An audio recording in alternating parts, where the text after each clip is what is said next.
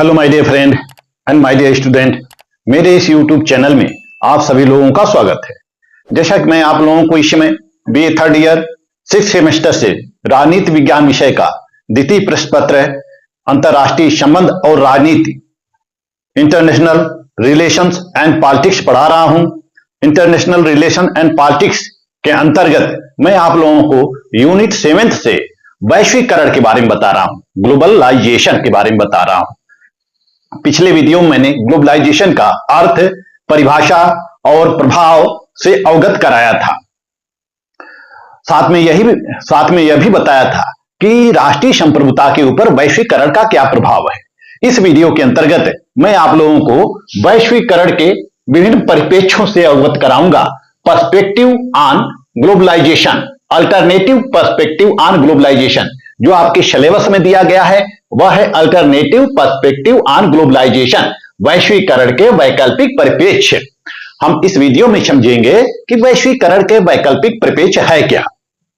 तो आइए चलते हैं अपने विषय की ओर, जानते हैं वैश्वीकरण के वैकल्पिक परिप्रेक्ष्य के बारे में। जैसा कि सबसे पहले हम समझ लेते हैं वैकल्पिक परिप्रेक्ष्य। परिप्रेक्ष्य थोड़ा सा यह वर्ड जो है हमें कठिन प्रतीत होता है। इसका अर्थ हमें जान लेना चाहिए कि परिप्रेक्ष्य का मतलब क्या होता है। परिप्रेक्ष्य का तात्पर्य होता है किसी वस्तु को देखना या समझना। हम किस नजरिए से किसी वस्तु को देखते हैं, उसी देखने की प्रक्रिया को हम क्या कहते हैं, परिप्रेक्ष्य। जैसे कि किसी वस्तु को या किसी घटना को या किसी विचार को हम विभिन्न नजरिए से देखते हैं। कुछ लोग सकारात्मक दृष्टि से देखते हैं और कुछ लोग नकारात्मक दृष्टिकोण से देखते हैं। तो किसी वस्तु, विचार या घटना को देखने का जो नजरिया होता है, देखने की जो क्षमता होती है, उसी को हम परिप्रेक्ष्य कहते हैं कि हम किस तरह से देखते हैं।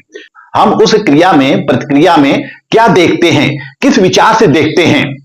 हमारे विचार पॉजिटिव जा रहे हैं या निगेटिव जा रहे हैं, तो इसी को यानी किसी वस्तु या घटना को समझने को ही हम परिप्रेक्ष्य कहते हैं। जैसे कि हम विभिन्न कोने से देखते हैं किसी वस्तु को या किसी घटना को या किसी गतिविधि को, हम विभिन्न तरीके से देखते हैं, विभिन्न एंगल से जांच करते हैं, विभिन्न एंगल से विचार करते हैं। और इसी विभिन्न एंगल से जब विचार करते हैं तो वही क्रिया हमारी क्या कहलाती है, परिप्रेक्ष्य कहलाती है। वैकल्पिक परिप्रेक्ष्य क्या होता है, यहां तात्पर्य वैकल्पिक का तात्पर्य होता है विभिन्न। वैकल्पिक का तात्पर्य होता है विभिन्न।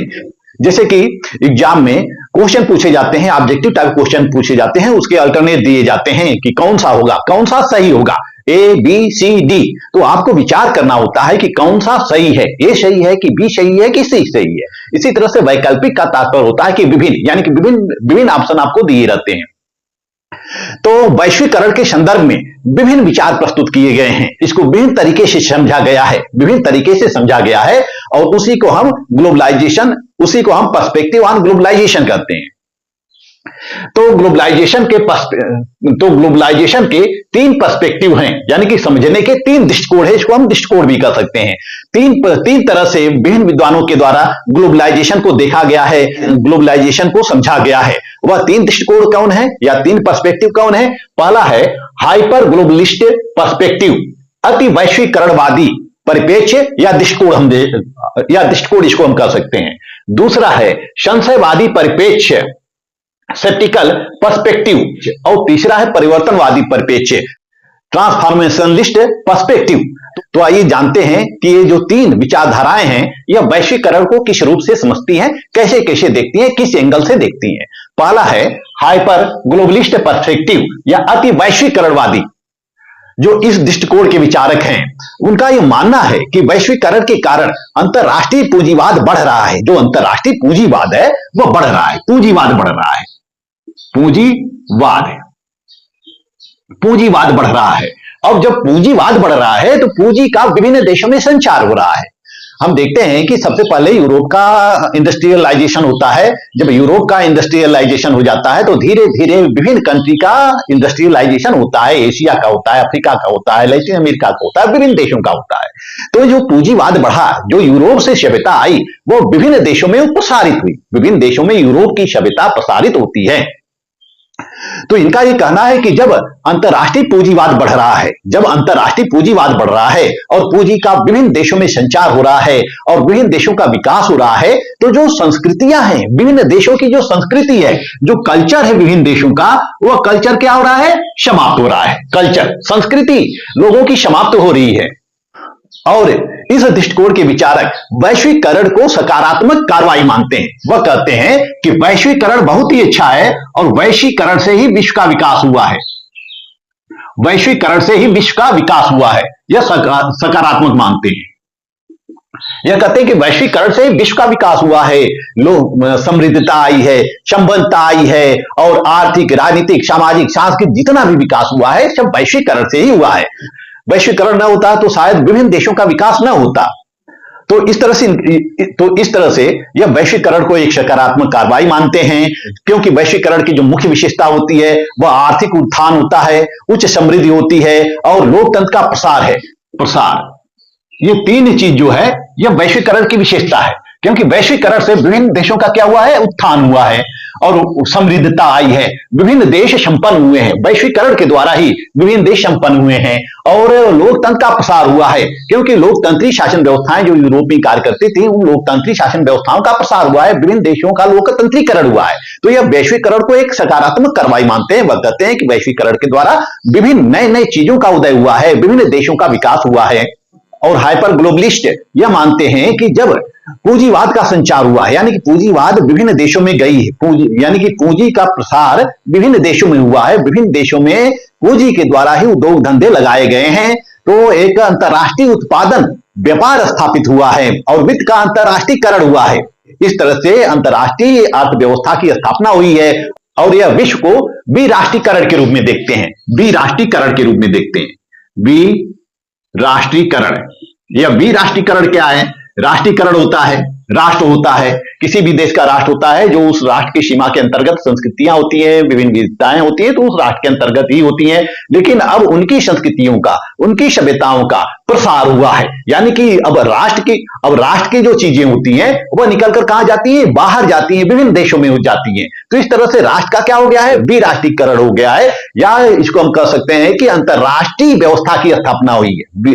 वैश्वीकरण से अंतर्राष्ट्रीय व्यवस्था की स्थापना हुई है। इस दृष्टिकोण का मूल विचार यह है कि वैश्वीकरण के द्वारा पूंजीवाद का प्रसार पूंजीवाद का प्रभाव हो रहा है। वैश्वीकरण के द्वारा पूंजीवाद का प्रभाव हो रहा है और विभिन्न देशों में विभिन्न उद्योग धंधे स्थापित हो रहे हैं। और जब विभिन्न देशों में विभिन्न प्रकार के उद्योग धंधे स्थापित हो रहे हैं और यह आपसी सहयोग के द्वारा हो रहे हैं, यह जो उद्योग धंधे हैं, जो देशों का इंडस्ट्रियलाइजेशन हो रहा है, यह इंडस्ट्रियलाइजेशन है विभिन्न देशों के सहयोग से हो रहा है। जब विभिन्न देशों के सहयोग से हो रहा है तो जो राष्ट्र की सीमा है, जो राष्ट्रीय सीमा है, वो सीमा विहीन हो रही है और पूरा विश्व एक देश के रूप में परिवर्तित हो रहा है। जो विभिन्न इस देश के अंतर्गत जो विभिन्न राष्ट्र हैं, वह सभी राष्ट्र सीमा विहीन हो रहे हैं और एक देश के रूप में परिवर्तित हो रहा है। जिस तरह से हम एक देश में आसानी से कहीं आ जा सकते हैं, जैसे हम भारत को ले सकते हैं तो जम्मू कश्मीर से लेके पांडिचेरी तक, जम्मू कश्मीर से लेके पांडिचेरी तक और गुजरात से लेके असम तक कहीं भी निर्बाध रूप से यात्रा कर सकते हैं, बस सकते हैं। इसी तरह से वैश्वीकरण के द्वारा विभिन्न जो राष्ट्र की सीमाएं हुई हैं, उन सीमाओं का बंधन मिटा है, सीमाओं का बंधन मिटा है, राष्ट्र सीमा विहीन हो रहे हैं। हम किसी भी कंट्री में जाकर व्यापार कर सकते हैं, उद्योग धंधे स्थापित कर सकते हैं, वहां की नागरिकता ले सकते हैं। इस तरह से वैश्वीकरण के द्वारा विभिन्न चीजों का प्रसार हो रहा है, पूरा विश्व एक देश के रूप में रूपांतरित हो रहा है।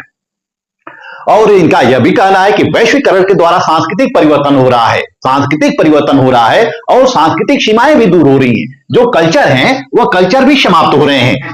जैसे हम देख सकते हैं कि वैश्वीकरण के द्वारा भारत का भी सांस्कृतिक परिवर्तन हुआ है। भारत में पाश्चात्य सभ्यता आई है, विदेशी सभ्यता आई है, हम विदेशी सभ्यता को भी अपनाए हैं। विदेशी खान पान, विदेशी रहन सहन, विदेशी शैली, विदेशी वस्तुएं, यानी कि पाश्चात्य सभ्यता को पूर्ण रूप से हम लोग अपना रहे हैं। तो इस तरह से सांस्कृतिक परिवर्तन हो रहा है और सांस्कृतिक सीमाएं भी समाप्त हो रही हैं।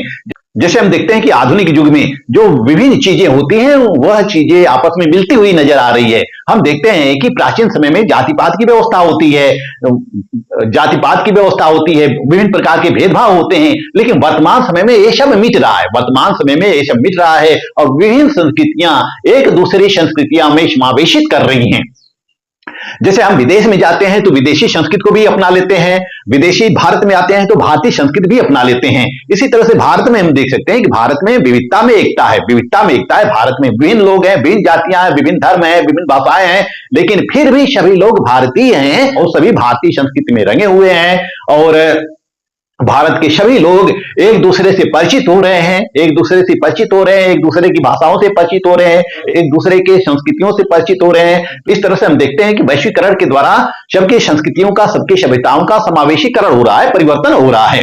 आज इंटरनेट के माध्यम से, टेलीविजन के माध्यम से, मास मीडिया के माध्यम से, मोबाइल के माध्यम से इत्यादि हम घर बैठे विभिन्न देशों की जानकारी प्राप्त कर सकते हैं और विश्व की जो सूचनाएं हैं वो हमारे पास आ जाती हैं। आज हम मोबाइल ओपन करते हैं तो देखते हैं कि विश्व की सभी सूचनाएं हमारे सम्मुख उपस्थित हैं और हम विश्व के विभिन्न देशों की जानकारी ले सकते हैं, विभिन्न गतिविधियों की जानकारी ले सकते हैं और विश्व की जो समस्त सूचनाएं हैं वह सभी लोगों के पास पहुंच रही है। हम अमेरिका का खबर ले सकते हैं, ईरान का खबर ले सकते हैं, चीन का खबर ले सकते हैं। ये सब मास मीडिया के द्वारा, टेलीविजन के द्वारा, दूरदर्शन के द्वारा, न्यूज़पेपर के द्वारा ये सब हमारे पास पहुंच रहे हैं।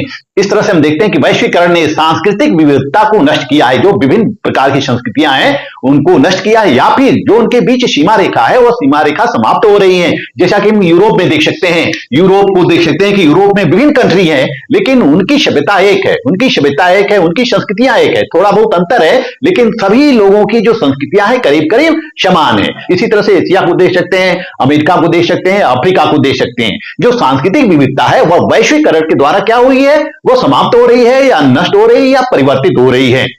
हम इस तथ्य को भारत के परिप्रेक्ष्य में समझ सकते हैं कि भारत की सभ्यता का पाश्चात्यकरण हो गया है, यानी कि पाश्चात्य सभ्यता भारत में आई है और अधिकांश लोग पाश्चात्य सभ्यता को अपना रहे हैं। जैसे हम देख सकते हैं कि हमारी जीवन शैली में निरंतर परिवर्तन हो रहा है, हमारे सामने नई नई भौतिक वस्तुएं उपस्थित हो रही हैं, हम सभी लोग उस भौतिक वस्तुएं का उपभोग कर रहे हैं। तो इस तरह से हमारे कल्चर में परिवर्तन आया है, हमारे संस्कृति में परिवर्तन आया है, हमारे व्यवहार में परिवर्तन आया है, हमारे सोच में परिवर्तन आया है। तो ये सब परिवर्तन किसके द्वारा हुआ है, वैश्वीकरण के द्वारा हुआ है। तो इसीलिए हाइपर ग्लोबलिस्ट जो हैं, जो अति वैश्वीकरणवादी हैं, वह आशावादी हैं, क्योंकि इनके अनुसार वैश्वीकरण के द्वारा ही विश्व में समृद्धता आई है, विश्व में संपन्नता आई है, विश्व का आर्थिक विकास हुआ है। यानी कि यह वैश्वीकरण को, यानी कि हाइपर ग्लोबलिस्ट जो हैं, यह वैश्वीकरण को बहुत ही महत्वपूर्ण मानते हैं। इनका मानना है कि जो कुछ भी इस विश्व में परिवर्तन हो रहा है वह वैश्वीकरण के द्वारा हो रहा है। इसीलिए इनको हम अतिवादी कहते हैं, हाइपर ग्लोबलिस्ट कहते हैं।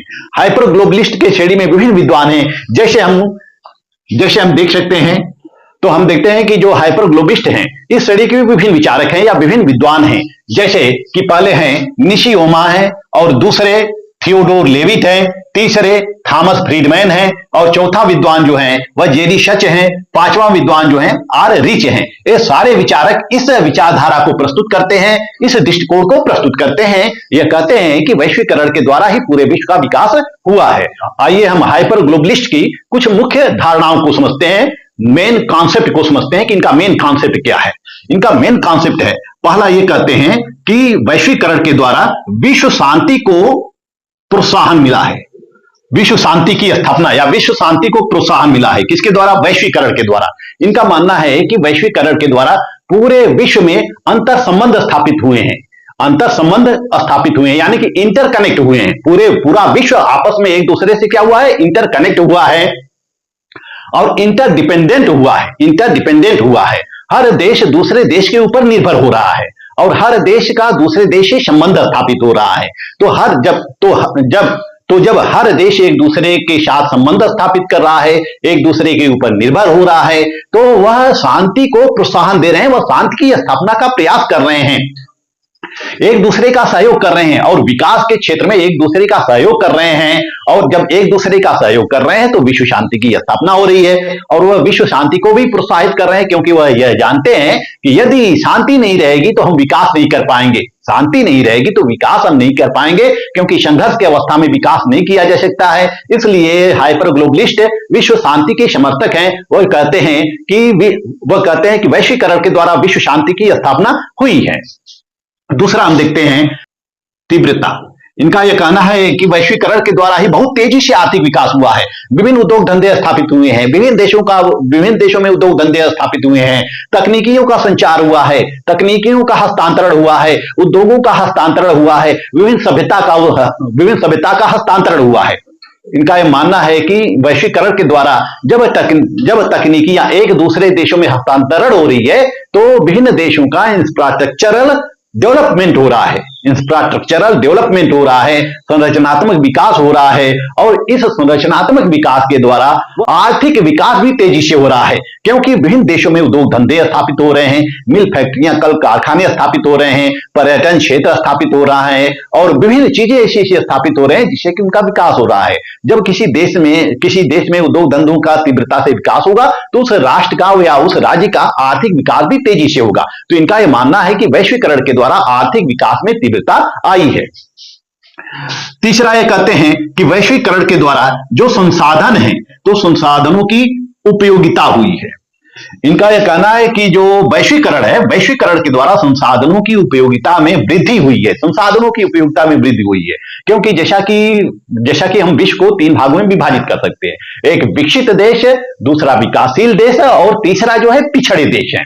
तो जो विकासशील देश होते हैं, जो पिछड़े देश होते हैं, इनमें प्राकृतिक संसाधन पर्याप्त मात्रा में होते हैं, लेकिन ये अपने प्राकृतिक संसाधनों का उपयोग नहीं कर पाते हैं, क्योंकि इनके पास तकनीकी अभाव होता है, इनके पास उद्योग धंधे नहीं होते हैं, इसलिए अपने प्राकृतिक संसाधनों को उपयोग नहीं कर पाते हैं, उसकी उपयोगिता को समझ नहीं पाते हैं। जैसे कि खनिज संसाधन हो गए, विभिन्न प्राकृतिक वस्तुएं हो गई, विभिन्न कच्चे माल हो गए, इनके पास प्रचुर मात्रा में होते हैं, पिछड़े देशों के पास और विकासशील देशों के पास प्रचुर मात्रा में होते हैं, लेकिन ये उसका उपयोग नहीं कर पाते हैं।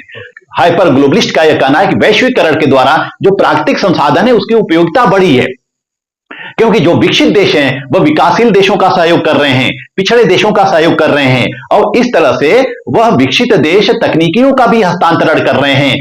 और ये जो विकसित देश हैं, सभी विकसित देश हैं, विकासशील देशों में या पिछड़े देशों में तकनीकियों का हस्तांतरण कर रहे हैं, और उस तकनीकियों के माध्यम से जो प्राकृतिक संसाधन है उसकी उपयोगिता हो रही है। जैसे हम देख सकते हैं कि जो लैटिन अमेरिका के देश हैं, जो अफ्रीका के देश हैं, एशिया के कुछ देश हैं, उनमें प्राकृतिक संसाधन तो है लेकिन टेक्नोलॉजी नहीं है, तकनीकी नहीं है कि वह अपने नेचुरल रिसोर्सेज का उपयोग कर पाए, लेकिन उनमें टेक्नोलॉजी नहीं है कि वह अपने नेचुरल रिसोर्सेज का उपयोग कर पाए, प्राकृतिक संसाधनों का उपयोग कर पाए। जब टेक्नोलॉजी नहीं रहेगी तो वह प्राकृतिक संसाधनों का उपयोग नहीं कर पाएंगे। तो तकनीकियों का हस्तांतरण हुआ है और सभी देशों ने प्राकृतिक संसाधनों का उपयोग करना सीखा है, और इससे विकसित देशों का भी लाभ हुआ है। जैसे हम देखते हैं कि भारत में प्राकृतिक संसाधन पर्याप्त मात्रा में था।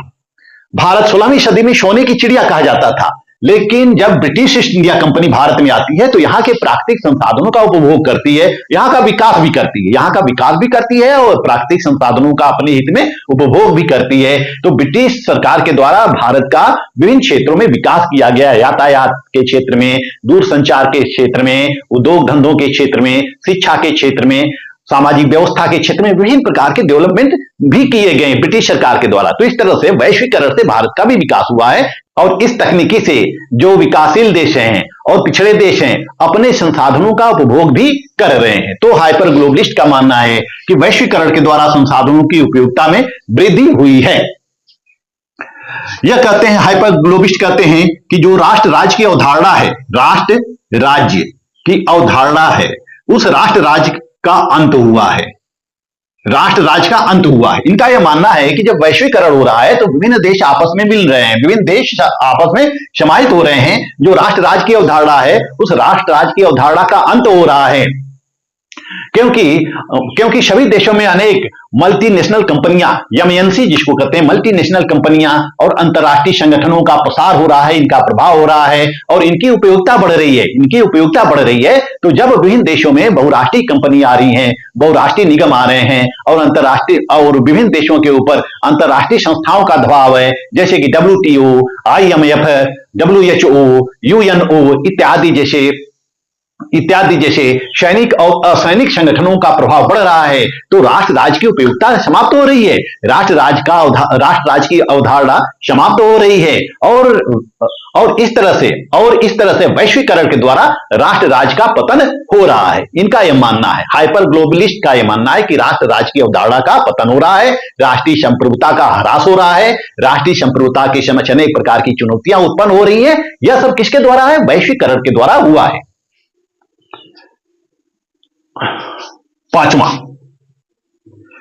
इनका यह कहना है, हाइपर ग्लोबलिस्ट का यह कहना है कि राष्ट्रीय अर्थव्यवस्था का अस्वीकरण हुआ है। जो हाइपर ग्लोबलिस्ट हैं वह राष्ट्रीय अर्थव्यवस्था को अस्वीकार करते हैं, वह राष्ट्रीय अर्थव्यवस्था के बजाय अंतर्राष्ट्रीय अर्थव्यवस्था को महत्व देते हैं, अंतर्राष्ट्रीय अर्थव्यवस्था को महत्व देते हैं, क्योंकि इनका कहना है कि जो राष्ट्रीय अर्थव्यवस्था है वह वैश्विक परिस्थितियों पर ही निर्भर करती है, वैश्विक परिस्थितियों पर ही निर्भर करती है। यानी कि जब विश्व का आर्थिक विकास होता है तो किसी राष्ट्र का भी आर्थिक विकास होता है। तो राष्ट्रीय अर्थव्यवस्था कुछ नहीं होती है, जब विभिन्न राष्ट्रों का विकास होता है, पूरे अंतर्राष्ट्रीय जगत का विकास होता है, तभी किसी राष्ट्र के सकल आय में वृद्धि होती है, राष्ट्रीय आय में वृद्धि होती है, उत्पादन कार्यों में वृद्धि होती है।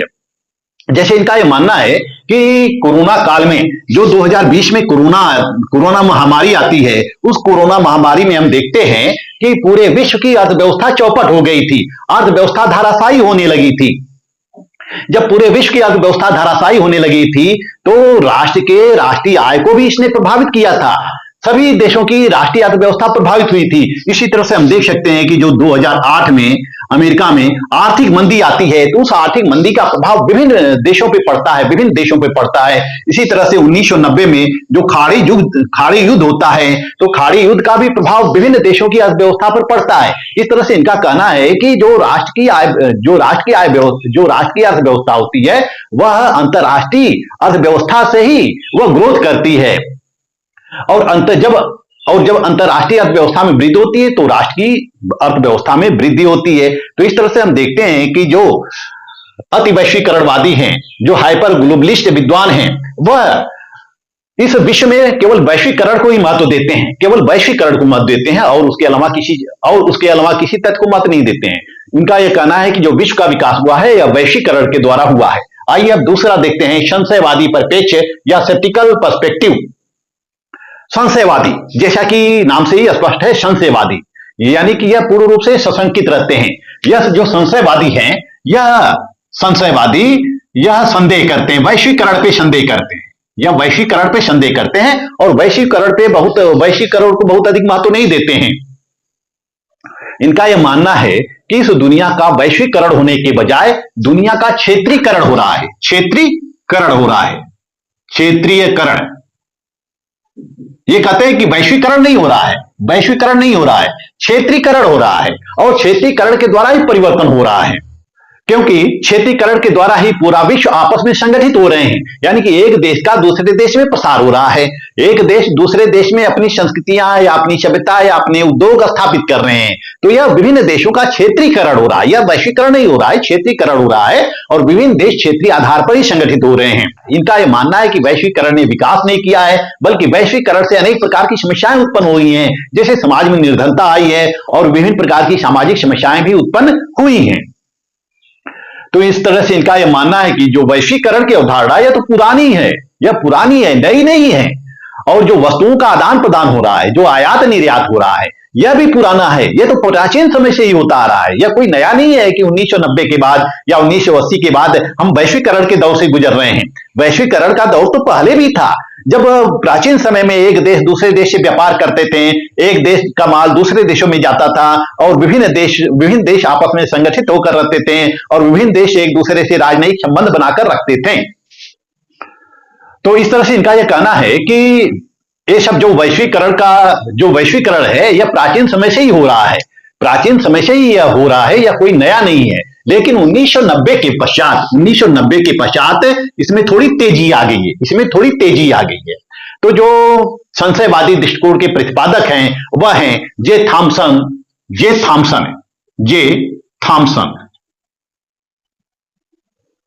और पहले हैं जे थॉमसन, दूसरे हैं पी हर्स्ट। ये दो विद्वान हैं, यह संशयवादी परिपेक्ष के प्रतिपादक हैं। यह संशय उत्पन्न करते हैं वैश्वीकरण पे। यह वैश्वीकरण को बहुत अधिक महत्व नहीं देते हैं, यह क्षेत्रीकरण को महत्व देते हैं। यह वैश्वीकरण के बारे में कहते हैं कि जो ये वैश्वीकरण है, इस वैश्वीकरण से विश्व शांति को खतरा उत्पन्न हुआ है। विश्व शांति को खतरा,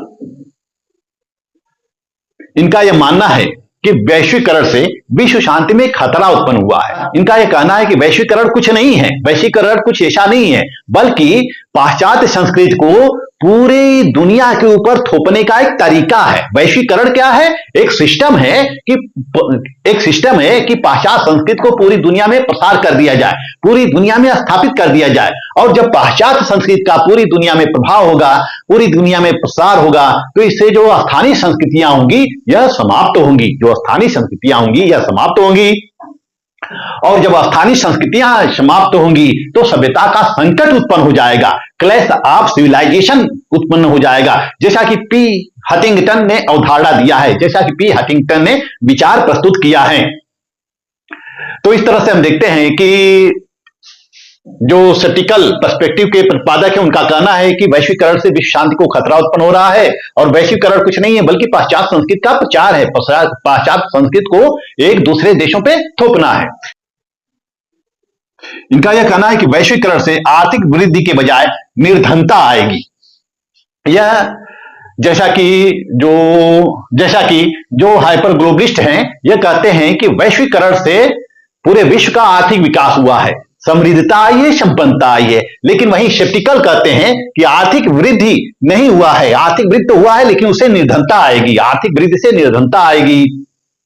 अब निर्धनता कैसे आएगी? इनका यह मानना है कि जब विश्व का वैश्वीकरण हुआ है तो सभी देश एक दूसरे देशों में संस्कृतियों का आदान प्रदान कर रहे हैं, श्रमिकों का आदान प्रदान कर रहे हैं, कर्मचारियों का आदान प्रदान कर रहे हैं, तकनीकिज्ञों का आदान प्रदान कर रहे हैं, विशेषज्ञों का आदान प्रदान कर रहे हैं, और एक देश के लोग दूसरे देश में प्रवासन कर रहे हैं, और जब एक देश के लोग दूसरे देश में प्रवासन करेंगे या दूसरे देश में रहने लगेंगे तो जो स्थानीय संसाधन होगा उसको खतरा उत्पन्न हो जाएगा। जो स्थानीय संसाधन होगा, प्राकृतिक संसाधन होंगे, विभिन्न भौतिक संसाधन होंगे, उसको खतरा उत्पन्न हो जाएगा। अब और ग्लोबलाइजेशन से मशीनीकरण की प्रक्रिया भी तेज हुई है। ग्लोबलाइजेशन जो हुआ है, वैश्वीकरण हुआ है, उससे मशीनीकरण की प्रक्रिया भी तेज हुई है। मशीनीकरण की प्रक्रिया भी तेज हुई है। जब मशीनीकरण की प्रक्रिया तेज हुई है तो श्रमिकों की संख्या में कमी आई है, विशेषज्ञों की संख्या में कमी आई है। मशीनीकरण के पूर्व जो जिस काम में 100 आदमी लगाए जाते थे, अब मशीन स्थापित हो जाने के कारण उस काम में केवल 10 आदमी की जरूरत होती है, 10 ही लोगों की जरूरत होती है। इस तरह से बेरोजगारी उत्पन्न हो गई है। जब बेरोजगारी उत्पन्न हो गई है तो निर्धनता आ रही है। और इस वैश्वीकरण के द्वारा जो योग्य लोग हैं, जो कुशल लोग हैं, उनको उनकी योग्यता के आधार पर या उनके अनुभव के आधार पे योग्य पद नहीं मिल रहे हैं, यानी कि उनके हिसाब से नौकरियां नहीं मिल रही हैं। वह अपने योग्यता के नीचे के कार्य कर रहे हैं। यानी कि जैसे कि हम देख सकते हैं कि जो बीटेक होते हैं, एमटेक होते हैं, यह विभिन्न कंपनियों में जाते हैं, पहले हेल्पर का काम करते हैं, यानी कि ट्रेनिंग का काम करते हैं। इसी तरह से हम देख सकते हैं कि सरकारी नौकरियों में भी जो एमबीए धारक लोग हैं, जो पीएचडी धारक लोग हैं, वह प्राथमिक विद्यालयों में या यहां तक कि विभिन्न छोटी छोटी नौकरियों में आवेदन कर रहे हैं। यानी कि उच्च योग्यताधारी लोग हैं, वह निम्न पदों के लिए आवेदन कर रहे हैं। और अब रोजगार नहीं रह गया, वैश्वीकरण से रोजगार नहीं रह गया है, और रोजगार में कमी आई है। उत्पादन कार्य जो है अधिक से अधिक मशीनों के द्वारा हो रहा है, जिससे कि श्रमिकों की संख्या में भी कमी आई है। इससे बेरोजगारी बढ़ी है, निर्धनता बढ़ी है। जैसे कि हम यदि टीचिंग की बात करें, यदि हम टीचिंग को केवल ऑनलाइन कर दें, केवल ऑनलाइन कर दें, तो ऑनलाइन पढ़ाने वाले बहुत लोग हैं, ऑनलाइन पढ़ाने वाले बहुत लोग हैं। तो जब सभी लोग ऑनलाइन टीचिंग करने लगेंगे या सभी लोग ऑनलाइन क्लास लेने लगेंगे, तो फिर स्कूल, कॉलेज, यूनिवर्सिटी का क्या होगा, फिर शिक्षकों का क्या होगा, फिर सरकार के द्वारा या इस राजनीतिक व्यवस्था के द्वारा विभिन्न पदों को समाप्त कर दिया जाएगा, विभिन्न पदों को समाप्त कर दिया जाएगा। तो इससे क्या आएगी? बेरोजगारी आएगी, निर्धनता आएगी और और सामाजिक ह्रास होगा। संशयवादी का यह कहना है कि संशयवादी राष्ट्र राज्य को महत्वपूर्ण मानते हैं। यह कहते हैं कि राष्ट्र राज्य की मान्यता समाप्त नहीं हुई है, बल्कि राष्ट्र राज्य अब भी महत्वपूर्ण है और बिना राष्ट्र राज्य के किसी देश की कल्पना हम नहीं कर सकते हैं। बिना राष्ट्र राज्य के किसी देश की कल्पना नहीं कर सकते हैं। राज्य की संप्रभुता महत्वपूर्ण होती है और जो राष्ट्र राज्य है यह राष्ट्रीय मामलों में, अंतरराष्ट्रीय मामलों में महत्वपूर्ण भूमिका निभाते हैं। राष्ट्र राज्य अंतरराष्ट्रीय मामलों में और राष्ट्रीय मामलों में महत्वपूर्ण भूमिका निभाते हैं, इसलिए यह राष्ट्र राज्य को स्वीकार करते हैं, राष्ट्र राज्य को महत्वपूर्ण मानते हैं, राष्ट्रीय संप्रभुता को महत्वपूर्ण मानते हैं। वह कहते हैं कि जो देश का विकास होता है वह राष्ट्रीय संप्रभुता के द्वारा ही होता है। इनका एक और इसके अलावा यह राष्ट्रीय अर्थव्यवस्था को महत्व देते हैं और यह राष्ट्रीय अर्थव्यवस्था को महत्व देते हैं। जहां हम देखते हैं कि हाइपर ग्लोबलिस्ट जो हैं यह राष्ट्रीय अर्थव्यवस्था को अस्वीकार करते हैं, यह राष्ट्रीय अर्थव्यवस्था को अस्वीकार करते हैं और अंतरराष्ट्रीय अर्थव्यवस्था को यह एक्सेप्ट करते हैं। वहीं हम देखते हैं कि जो सेप्टिकल पर्सपेक्टिव है यह राष्ट्रीय अर्थव्यवस्था को महत्व देता है। इनका कहना है कि अंतरराष्ट्रीय व्यवस्था क्या है, यह राष्ट्रीय व्यवस्था है। जो अंतरराष्ट्रीय व्यवस्था का विकास हुआ है वह राष्ट्रीय अर्थव्यवस्था के कारण हुआ है, क्योंकि जब राष्ट्रों का विकास होता है, तभी पूरे विश्व का विकास होता है।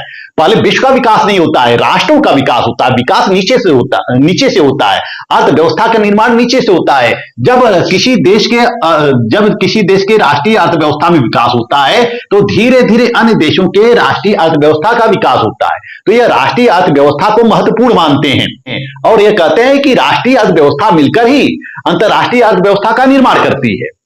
हम सबसे पहले अंतरराष्ट्रीय अर्थव्यवस्था का निर्माण नहीं होता है, पहले राष्ट्रीय अर्थव्यवस्था का निर्माण होता है और सभी देशों की राष्ट्रीय अर्थव्यवस्था मिलकर अंतरराष्ट्रीय अर्थव्यवस्था का निर्माण करती है। तो इस प्रकार हम देखते हैं कि जो संशयवादी परिप्रेक्ष्य है या संशयवादी दृष्टिकोण है वह क्या है? निगेटिव है। वह ग्लोबलाइजेशन को नहीं मानती है, वह राष्ट्रीय संप्रभुता को मानती है। वह यह कहते हैं कि ग्लोबलाइजेशन से विश्व शांति का खतरा है और इसलिए संशयवादी परिप्रेक्ष्य को हम निराशावादी दृष्टिकोण भी कह सकते हैं। आइए देखते हैं परिवर्तनवादी परिप्रेक्ष्य। यह जो परिवर्तनवादी परिप्रेक्ष्य है, ट्रांसफॉर्मेशनलिस्ट पर्सपेक्टिव है, यह दोनों के बीच का मार्ग अपनाते हैं, यह मध्य मार्ग का अनुसरण करते हैं।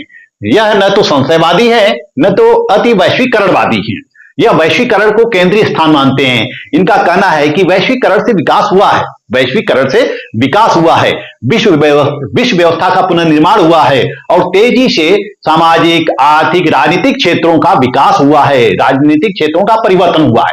यानी कि जो समाज में परिवर्तन हुआ है, जो राजनीति में परिवर्तन हुआ है, जो आर्थिक व्यवस्था से परिवर्तन हुआ है, वह परिवर्तन किसके द्वारा हुआ है? वैश्वीकरण से हुआ है। इसलिए इसको हम परिवर्तनवादी मानते हैं, इसीलिए इसको हम परिवर्तनवादी कहते हैं। परंतु यह कहते हैं केवल वैश्वीकरण ने ही विश्व व्यवस्था को प्रभावित नहीं किया है, बल्कि राष्ट्र राज्यों ने भी प्रभावित किया है। यानी कि यह वैश्वीकरण को भी मानते हैं और राष्ट्र राज्य को भी मानते हैं। वह कहते हैं राष्ट्र राज्य भी महत्वपूर्ण है, वैश्वीकरण उतना ही महत्वपूर्ण है जितना कि राष्ट्र राज्य महत्वपूर्ण है। वह कहते हैं कि सभी राष्ट्र राज्यों ने मिलकर ही विश्व व्यवस्था का निर्माण किया है, परंतु ये राष्ट्र राज्य को बहुत अधिक महत्व नहीं देते हैं। दूसरे शब्दों में हम कह सकते हैं कि जो परिवर्तनवादी है वह राष्ट्र राज्य को तो मानते हैं, लेकिन साथ ही साथ वैश्वीकरण को भी मानते हैं और राष्ट्र राज्य को बहुत अधिक महत्व नहीं देते हैं। जैसा कि संशयवादी राष्ट्र राज्य को बहुत अधिक महत्व देते हैं और जो अति वैश्वीकरणवादी है या हाइपर ग्लोबलिस्ट है वह वैश्वीकरण को बहुत अधिक महत्व देते हैं। लेकिन परिवर्तनवादी कहते हैं कि वैश्वीकरण ने राष्ट्र राज्य को प्रभावित तो किया है, लेकिन राष्ट्र राज्य की प्रासंगिकता समाप्त नहीं हुई है, राष्ट्र राज्य की व्यवस्था समाप्त नहीं हुई है। राष्ट्र राज्य अब भी महत्वपूर्ण है, लेकिन वैश्वीकरण ने राष्ट्र राज्यों में थोड़ा परिवर्तन कर दिया है। परिवर्तन कैसे किया है? जैसे कि अंतरराष्ट्रीय संस्थाओं का प्रभुत्व हो गया है, मल्टीनेशनल कंपनियों का प्रभुत्व हो गया है, बहुराष्ट्रीय निगमों, बहुराष्ट्रीय कंपनियों का प्रभुत्व हो गया है। तो इन्होंने राष्ट्र राज्य की व्यवस्था को प्रभावित तो किया है, लेकिन समाप्त नहीं किया है। राष्ट्र राज्य भी महत्वपूर्ण है, वैश्वीकरण भी महत्वपूर्ण है, लेकिन ये कहते हैं कि राष्ट्र राज्य पे कुछ प्रतिबंध आरोपित हो गए हैं, जैसे कि अंतरराष्ट्रीय संगठन है, नाटो है, सेंटो है, सीटो है, जो सैनिक संगठन है, जो व्यापारिक संगठन है, जो अंतर्राष्ट्रीय संगठन है, जैसे कि WHO है, WTO है, UNO है, संयुक्त राष्ट्र संघ है, इन सभी अंतर्राष्ट्रीय संगठनों ने राष्ट्रीय संप्रभुता पर कुछ प्रतिबंध लगाए हैं। परिवर्तनवादियों का मानना है कि वैश्वीकरण से वैश्विक राजनीति सामने आ रही है, यानी कि हम ग्लोबल पॉलिटिक्स की आज बात करते हैं। आज पूरे विश्व में ग्लोबल पॉलिटिक्स की चर्चा की जा रही है और इस ग्लोबल पॉलिटिक्स के द्वारा विभिन्न प्रकार के जो राष्ट्रीय मामले हैं, जो अंतर्राष्ट्रीय मामले हैं, उनके बीच की जो दूरी है वह कम हो रही है। राष्ट्रीय मामलों और अंतर्राष्ट्रीय मामलों के बीच की दूरी कम हो रही है और अंतर्राष्ट्रीय गतिविधियों और अंतर्राष्ट्रीय घटनाओं का प्रभाव सर्वव्यापी हो रहा है, यानी कि सभी देशों पर अंतर्राष्ट्रीय घटनाओं का प्रभाव पड़ रहा है, अंतर्राष्ट्रीय गतिविधियों का प्रभाव पड़ रहा है। जैसा कि हम देख सकते हैं 1990 का खाड़ी युद्ध, इसका भी प्रभाव अधिकांश देशों पर पड़ा था। 2008 की आर्थिक मंदी देख सकते हैं, इसका भी प्रभाव अधिकांश देशों पर होता है। 2020 का कोरोना महामारी देख सकते हैं, कोविड-19 देख सकते हैं, इसका भी प्रभाव विश्व के अधिकांश देशों पर होता है। इस तरह से वैश्विक राजनीति के अंतर्गत या ग्लोबल पॉलिटिक्स के अंतर्गत जो राष्ट्रीय मामले हैं और जो अंतर्राष्ट्रीय मामले हैं, उन दोनों के बीच की दूरियां कम हुई है। तो जो परिवर्तनवादी हैं वह परिवर्तन को मानते हैं, वह कहते हैं कि वैश्वीकरण के द्वारा ही परिवर्तन हुआ है। इस वीडियो में मैंने आपको बताया अल्टरनेटिव पर्सपेक्टिव ऑन ग्लोबलाइजेशन, वैश्वीकरण के वैकल्पिक परिप्रेक्ष्य, जिसमें कि 3 परिप्रेक्ष्य है या 3 दृष्टिकोण है या समझने के 3 तरीके हैं। पहला द हाइपर ग्लोबलिस्ट पर्सपेक्टिव, दूसरा संशयवादी परिप्रेक्ष्य या सेप्टिकल पर्सपेक्टिव और तीसरा ट्रांसफॉर्मेशनलिस्ट पर्सपेक्टिव। मैं आशा करता हूं कि आप लोगों को यह टॉपिक समझ में आ गया होगा और मेरा लेक्चर भी पसंद आया होगा। इस वीडियो में बस इतना ही। नेक्स्ट वीडियो में आपको बताऊंगा एसेंडेंसी ऑफ चाइना, चीन का प्रभुत्व, और नेक्स्ट लेक्चर के पश्चात यह यूनिट समाप्त हो जाएगा। इसके पश्चात में फिर यू टर्न लूंगा फर्स्ट पेपर पर इंडियन पॉलिटिकल थिंकर, फिर मैं आपको इंडियन पॉलिटिकल थिंकर बताऊंगा। इसमें केवल 2 ही यूनिट बचता है, उसको भी मैं धीरे धीरे बता दूंगा। वैसे अधिकांश विश्वविद्यालयों में परीक्षाएं हो चुकी हैं, कुछ विश्वविद्यालयों में संपन्न होनी है, तो आप लोग मेरा जितना लेक्चर है सब तैयार कर लेंगे तो परीक्षा में उतना आप लिख सकते हैं, उतना मेरे लेक्चर से उतना परीक्षा में आ जाएगा और उतना आप क्वेश्चन कर सकते हैं। मेरा वीडियो आपको अच्छा लगे तो मेरे चैनल को लाइक, सब्सक्राइब और शेयर करते रहिए। मिलते हैं नेक्स्ट वीडियो में, तब तक के लिए धन्यवाद।